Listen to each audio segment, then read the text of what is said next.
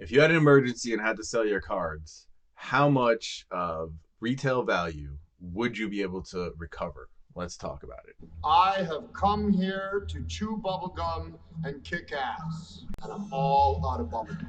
All right, so let's discuss this concept. This is an idea I've been thinking about recently when analyzing, which products to get in on or which old cards to buy. It's what I like to call, or I guess the idea is about percent of retail return if you were to sell your items in an auction. Okay. Now let's discuss what that means. So you see prices on, MTG stocks. You see how much Card Kingdom is charging, TCG Player. You can get a good idea of what the price is for a near mint card. Now, if you were to sell a card in an auction on eBay, how much of that retail price would you get in an auction, right? So if you're going to sell a card that's near mint, you'd get maybe 80%, maybe 60%, depending on how the auction goes, of the retail price, right? If you were to sell a card that's light play, it's going to be worse. It's going to be like 40%. It's going to be 50% of the retail price. So the better investment is clearly to buy mint cards because you'll recover more of your original investment if you were to resell it. That's not the only example, okay? It's more of a concept. So let's develop this a little bit further. So pack is less than a box is less than a case, right? If you have a loose pack, are you going to be able to sell it for retail price? What Card Kingdom charges? No. Maybe it's been searched. Maybe it hasn't. We don't know that. It's a loose pack. If you have a box, now, are you going to be able to sell that for retail? Not really. You'll come close because now it's a box. It's more of a sealed unit, right?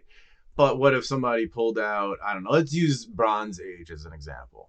What if someone opened the case, pulled the foil mythic, sold the rest of the boxes? A prime example of a set that somebody would do this on is like War of the Spark or maybe Battle for Zendikar, where you could pull an expedition.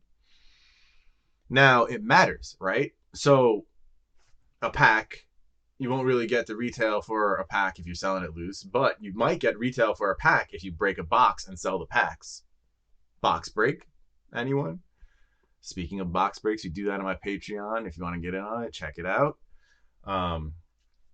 If you have a case now and you break a case, then you can expect retail for the boxes. So it's like you need the larger unit to expect retail of the smaller unit. You know what I mean? But basically what I'm trying to say is percent retail return. Which items are the better investments? Clearly near mint and cases are the best investments because you'll be able to get more of retail back, right?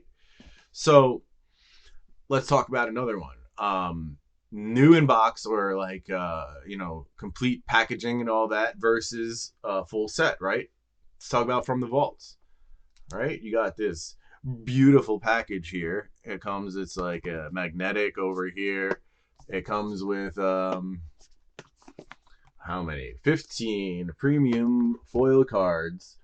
And it has dice in it, and it's got like a whole poster and everything. It's got this awesome looking box that's like matte and glossy, all the good stuff, all at the same time, right? And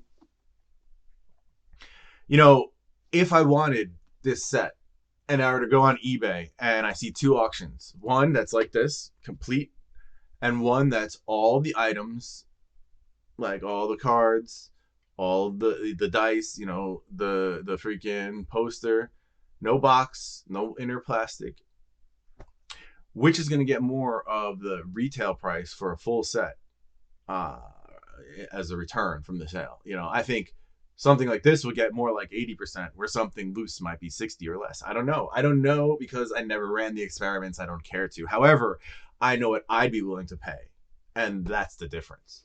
I think there's a lot of people like me who prefer the higher and more complete version and are willing to pay closer to retail in order to get that.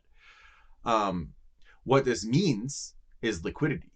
It means that buying these higher and more desirable items are easier to sell to get your return on your investment.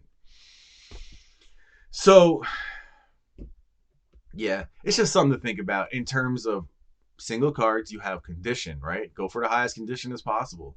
Go for older. Go for rarer. Go for reserve list, right? When you're talking about sealed, loose packs versus boxes versus cases. When you're talking about sets like this, complete packaging, okay? Percent retail return. There's always a way to maximize your return on your investment or your collection, whatever you want to call it. And one of the ways is to just buy the more complete version of things, the more untouched, the more, yeah, just think about it like that. All right. And if you're going to buy any of this stuff today, remember to use my TCG Player affiliate link in the description. It is free to use. You click on it and shop like normal, and it helps out a lot. Thank you very much. Check out my Patreon. Like I mentioned, box breaks before. We are doing Alara premium blisters in October. And in November, we are breaking the entire Onslaught block.